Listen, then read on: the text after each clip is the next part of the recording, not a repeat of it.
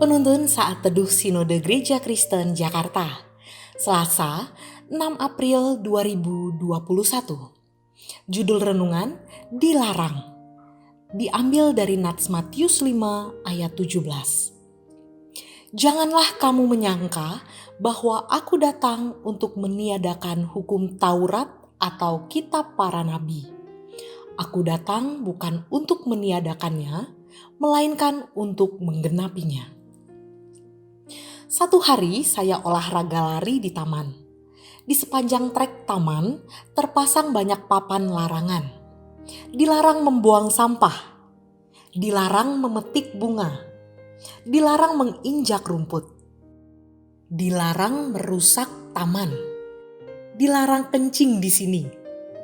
Bukan hanya di taman itu saja yang banyak larangannya. Dunia ini penuh dengan larangan. Di rumah, di sekolah, di kantor, di bandara, semuanya banyak larangan. Apakah di Alkitab juga ada larangan-larangan? Mungkin kita menjawab, ada, yaitu Taurat. Taurat memang berisi banyak larangan, tapi bukan itu maksud Taurat yang sebetulnya.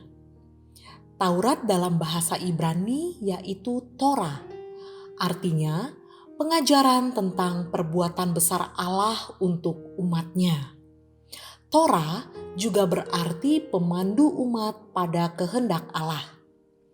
Musa mengajar bahwa Allah memerdekakan umatnya dari Mesir.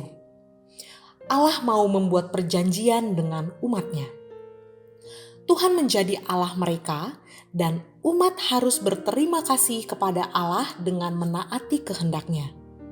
Ironis, bertahun-tahun kemudian, para imam membuat makna Taurat menjadi salah kaprah. Mereka menambahkan banyak peraturan dan larangan. Misalnya tentang utang piutang, puasa, sunat, makanan haram, berladang, dan sebagainya. Jumlahnya mencapai ribuan larangan. Bagaimana sikap Yesus terhadap hukum Taurat? Yesus menaatinya, bukan menaati hurufnya, melainkan jiwanya.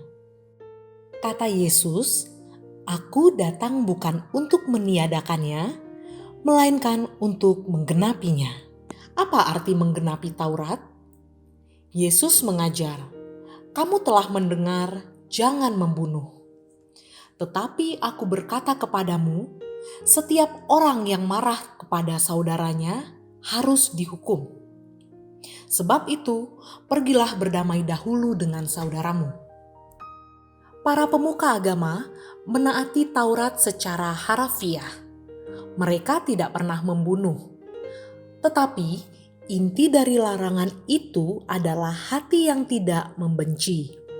Hati yang membenci sama jahatnya dengan membunuh. Begitu juga sikap Yesus terhadap aturan Taurat lainnya mengenai puasa, Sabat, makanan haram, dan sebagainya. Puncaknya, Yesus memerintahkan, "Kasihilah Tuhan Allahmu dengan segenap hatimu, dan dengan segenap jiwamu, dan dengan segenap akal budimu. Kasihilah sesamamu manusia seperti dirimu sendiri." Orang yang matang kepribadiannya adalah orang yang bisa melarang dirinya sendiri tanpa perlu dilarang-larang oleh pihak dari luar. Kalau kita mengasihi Tuhan dan sesama, tentu kita tidak akan melakukan perbuatan yang bertolak belakang dengan perintah mengasihi tersebut. Pusat iman Kristen bukanlah ribuan larangan, melainkan kasih kepada Allah dan sesama di dalam Kristus Yesus. Kiranya Tuhan menolong kita.